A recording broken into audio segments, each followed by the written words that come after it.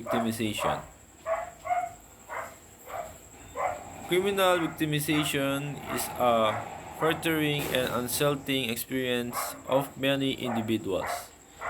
It is unpredictable, largely unpreventable, and often unexpected, unlike normal life experiences. Victimization is not sought out and never welcomed. It is debilitating and demoralizing. Its effect can be often long-term and difficult to overcome. Victims may be confused, fearful, frustrated, and angry. They want to know why this happened and why it happened to them. Victims often have no knowledge of who or where to turn in the aftermath of crime. They feel insecure and do not know who to trust or rely on for support, understanding, and help. Not only do they suffer physically, emotionally, psychologically, and financially from their victimization, they are also burdened by the complexity of criminal justice system. How does crime affect people? First, crime affects everyone differently. Victimization often causes trauma, and depending the level of trauma that a person has already experienced in their lifetime crime can be this devastating. In general, victimization often impacts people on an emotional, physical, financial, psychological, and social level. Types of tangible losses. First, property damage and loss. Property damage taken and not recovered. Medical care. Payments for hospital and physicians, emergency medical transport. Rehabilitation, prescription, medical devices, and premature funeral expenses. Mental health care. Payments for service to crime victims by psychiatrists, psychologists, and social workers. Productivity. Productivity. Wage, benefits, houseworks, and school day lost by victims and their families. Productivity lost by co-workers and supervisors agencies. Rec- Recruiting and training replacement for disabled workers, people stuck in traffic jams caused by vehicular accidents. Intangible losses, pain, pain and physical, suffering and mental antisocial behavior, emotional trauma, reduced quality of life, and physical disability and incapacity. B. Suffering, physical, pain and physical, suffering and mental antisocial behavior and emotional trauma, reduced quality of life, physical disability and incapacity. Physical injuries such physical injuries such as gunshot wounds, laceration, broken bones, sprains and burns. Physical injuries that lead to other health conditions and as heart attack, stroke, fractures from falling and loss of dexterity, psychological anxiety and including rapid heart rate, hypertension and stomach distress. Permanent disability, dis- disfigurement, sleep disorders, inability to work. For sexual assault victims, possible exposure to sexual transmitted disease, exposure to HIV, and unwanted pregnancy. Mental, slow thinking, confusion, disorientation, memory problems, intrusive memories or flashbacks, nightmares, inability to concentrate, and difficulty in making decisions. Financial, medical bills and emergency transportation, hospital stay, inpatient and outpatient physical care, medical supplies, medication and prescription drugs, replacement of eyeglasses, hearing aids, or other sensory aids item damaged, destroyed, or stolen, physical therapy, occupational therapy, job training, mental health counseling and therapy, loss of wage due to incapac- incapacitation, rehabilitation, or taking time off from work to repay damage from property crimes, participate in criminal or jub- juvenile justice proceedings, or seek medical or mental health treatment. Loss of or damage to personal property, cost of replacing locks and changing security device for families of homicide victims, funeral and burial expenses, and loss of income. Emotional, shock, dis- disbelief, and denial. In Italy, victims may find it difficult to believe they have become victims of crime. They may even pretend that it did not happen at all. These reactions can last for a few moments, or they be present for months and even years. It is not uncommon for victims to assume a childlike state and may even need to be cared for by others. For sometimes it is also common for victims to feel as though the crime occurred when they when were in a dreamlike state. Once the initial shock of the crime has worn off, victims may experience other emotions as anger, fear, frustration, confusion, guilt, shame, and grief. Anger or rage. Victims may be angry with God, the offender, service providers, family members, friends, the criminal justice system, or even themselves. Many victims experiences strong desires for revenge or getting even. Hate may even felt by victims. These strong emotions are often disapproved of by the rest of the society, which can leave the victim feeling like an outcast. It is certainly justified for victims to feel anger toward the person or people who harm them. Fear or terror. It is a common victims to feel terror or fear following a crime that involved a threat to one's safety or life, or to someone else victim cares about. Fear can cause a person to have panic attacks if they are ever reminded of the crime. Fear can last for quite quite some time following the commission of a crime, and under certain circumstances, it can become debilitating.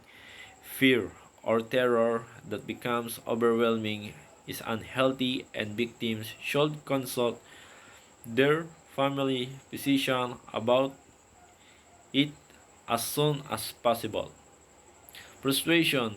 Many victims are frustrated by the feeling of helplessness or powerlessness that surface when the crime takes place. This can be especially true if victims were unable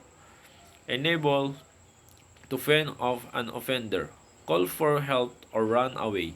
After the crime, victims may continue to feel frustration if they cannot access the support and information that is necessary to their healing. Confusion. Victims of crime become confusion if they are unsure of what actually happened. As crimes often occur quickly and are chaotic, victims may also become confused while searching for answers to questions like, why did this happen to me?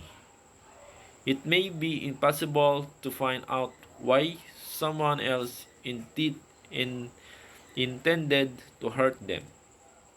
Guilt or self-blame. Blaming one is common.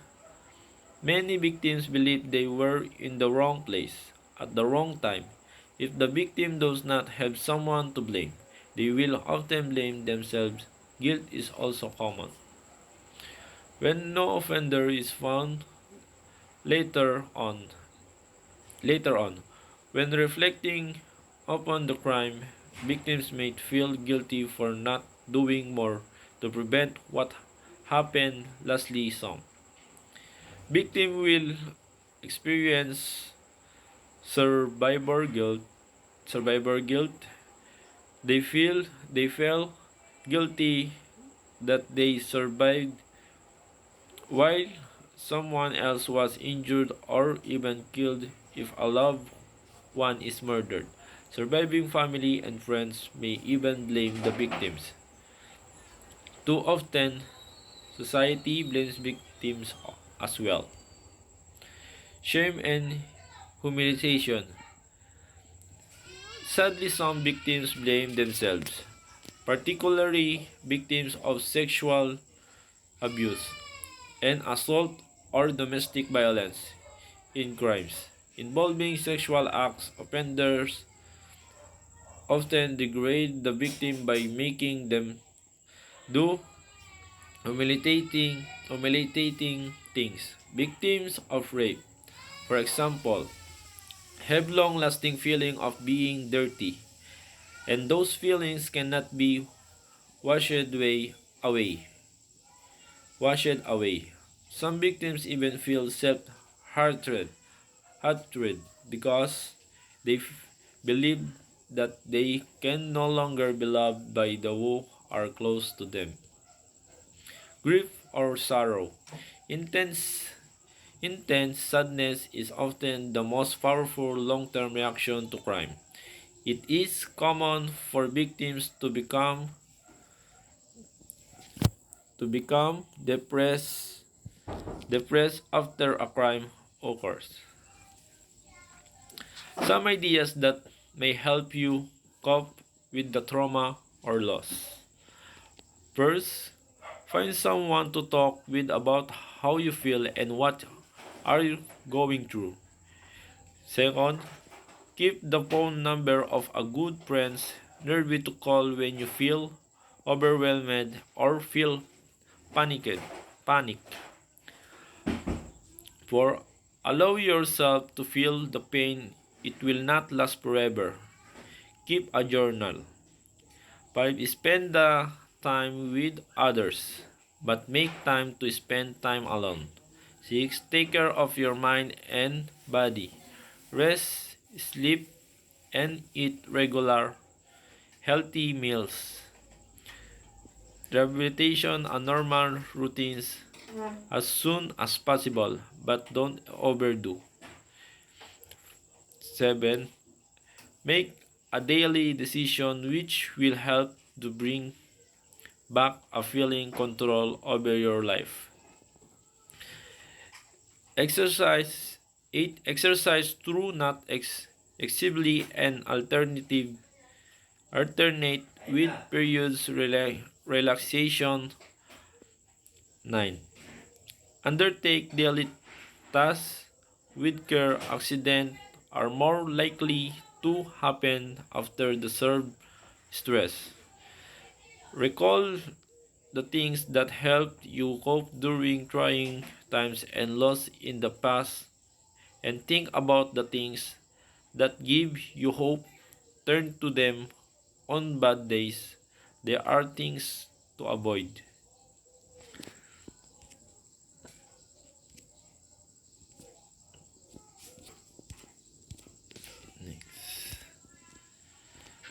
Your emotions need to be expressed. Try not to bottle them up. For some victims and families of victims, life is forever changed. Life may feel empty.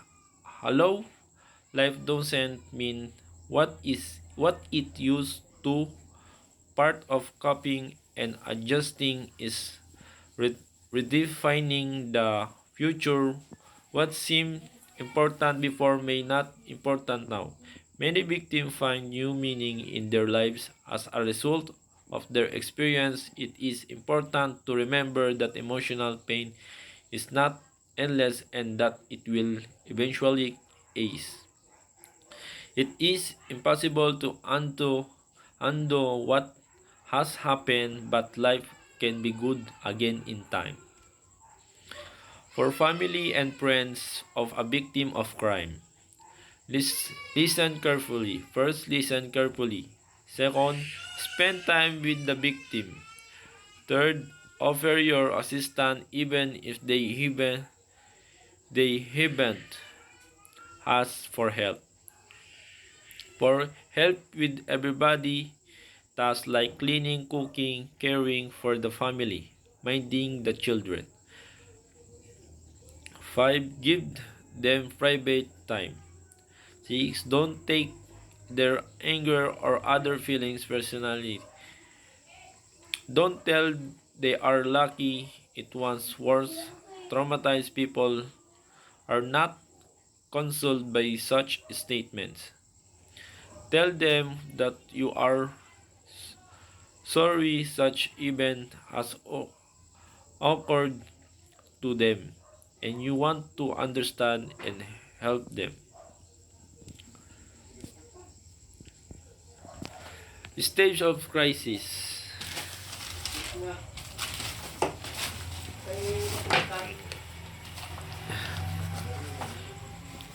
This a stage of crisis. Impact stage. First impact stage. Impact stage.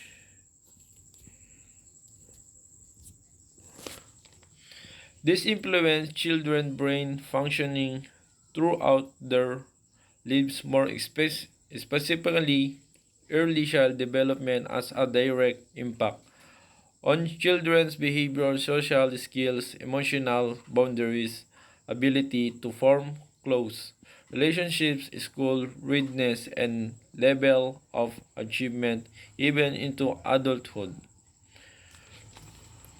B. Recall stage. During phase perception, there are three stages of memory recall that include recognition, followed by the remembering of semantic memory and episodic memory, and potentially name recall. See recall or organization stage. Reorganization stage is characterized by a return to internal and external emotional turmoil. Friends and family may be confused by a return of feelings and behaviors in the victims may also feel surprise, fear, and confusion in this stage as strong feelings about the assault return. Fear. Many people fear crimes, especially the elderly, the poor, and minority group members. Their fear is escalated by lurid news accounts of crime and violence. While hearing about crimes causes fear, those who experiences it are even more likely to be fearful and charge their behaviors. Victims of violence, crime are the most deeply affected, fearing a repeat of their attack. Antisocial behavior. There is growing of correlation between crime and victimization. Kids are victims share many of those same characteristics as those who are delinquent, such as antisocial behavior tendencies and impulsive personalities. Victims may seek revenge the people who harmed them or who they believe are at fault for their problems. In some cases, these feelings become generalized to others who share the same characteristics of their attackers. Characteristics of victims.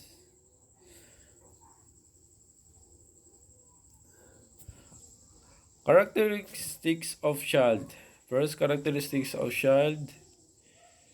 Sexual abuse were determined through a high comparison of 87 victims of lone female perpetrators to 93 victims of lone male perpetrators, according to age, gender, and relationship of perpetrator to victim. Lone female perpetrators abused children 3 years younger to 6 years than lone female perpetrator 9 to 3 years. Both lone female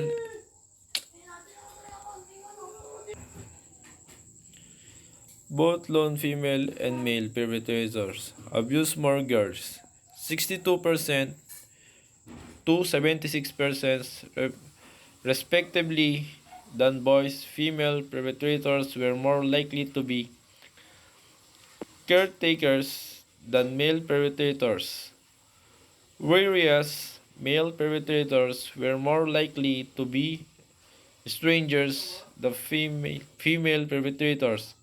Lastly, lone female perpetrators, lone male perpetrators, and female co-perpetrators did not differ regarding severity of abuse. Those con- contra- contrary to popular assumption, abuse by female perpetrators was not less severe than abuse by male. Perpetrators males are more likely than females to be the victims of violent crime. Men are almost twice as likely as women to experience robbery.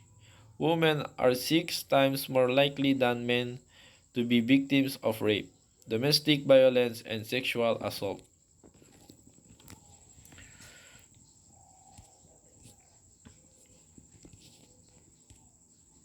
Age.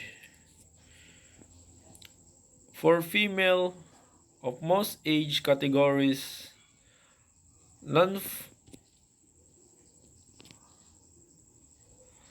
non-fatal immediate partner. Victimization declined over time. In general, females aged 12 to 15 and age 50 or older were at the lowest risk of non-fatal intimate partner violence. During 2005, females ages 35 to 49 were at a greater risk of non-fatal intimate partner violence than older females, with the exception of males and females. Age 65 or older average annual rates from 2001 through 2000 to 2005 for non-fatal intimate partner victimization were higher for females than males. With each age category, female aged 20 to 24 were at the greatest risk of non-fatal intimate partner violence in general. Males aged 12 to 15 and aged 65 or older experienced the lowest rates of non-fatal intimate partner violence. Young people face a much greater victimization risk than do older persons. Victim risk the diminishes rapidly after age 25. Teens 16 to 19 suffer 45 violence crimes per 1,000, whereas people over 65 experience only 2 per 1,000. Teens and young adults experience the highest rates of violence. Violence crime rates declined in recent years for most age group. Social status. The protest people are also the most likely victims of violence and property crime. Homeless people suffer very high rates of assault. These associations occur across all gender, age, and racial groups. Ethnicity. African African are more likely than whites to be victims of violence, crime because of income inequality, racial and minority group members are often forced to live in the deteriorated urban areas, beset by alcohol and drug abuse, poverty, racial discrimination, and violence. Their lifestyle places them in the most at-risk population group. However, this seems to be declining and the racial gap seems to be narrowing. Repeat victimization. Households that have experienced victimization in the past, the ones most likely to experience it again in the future. Most repeat victimization occurs soon after a prestigious crime has occurred, suggesting that repeat victims shared share some personal characteristic that makes them are a magnet for predators. Repeat victimization refers to the repeated criminal victimization of persons, households, place, business, vehicles, or other target, however defined near. Repeat victimization or near repeats refers to target with similar characteristic or situation. Also in virtual repeats or repeats can be the same or different crime types. It is generally accepted that a small proportion of any population of potential targets excess a vastly disproportionate amount of the crime because they are repeatedly victimized. Even with the population of repeats, a similar set super target experience chronic crimes.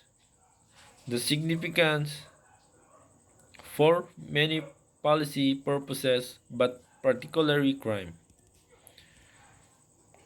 Types of victims. Homicide. First, homicide. Homicide is an act a human killing other human criminal.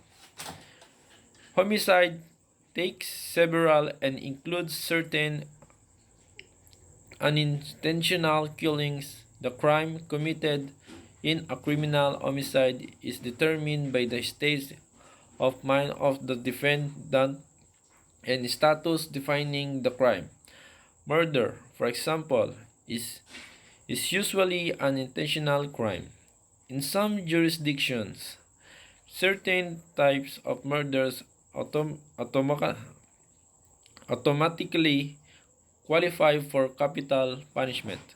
But if the defendant in capital cases is sufficiently mentally disabled in the United States, he or she may not be excluded for reasons described in Atkins, Virginia, similar to those utilizing an insanity defense varying by jurisdiction.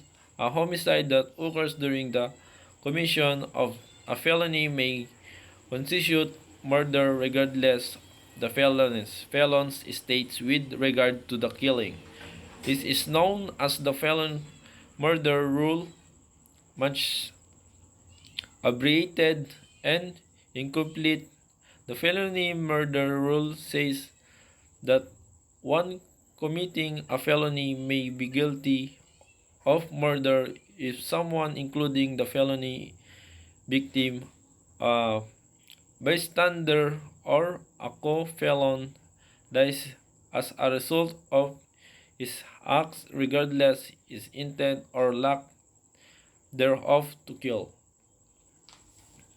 Female as victim. Sexual violence against women and girls can take many forms and is carried out in the different situations. The WHO World Report on Violence and Health lists the following ways in which sexual violence against females can be committed: systematic rape during armed conflict, rape within marriage or dating relationships, rape by the strangers, unwanted sexual advantage or sexual harassment. Sexual violence. Sexual violence is any sexual act or attempt to obtain a sexual act by violence or coercion, unwanted sexual comments or advances, act to traffic a person, or act directed against a person's sexuality.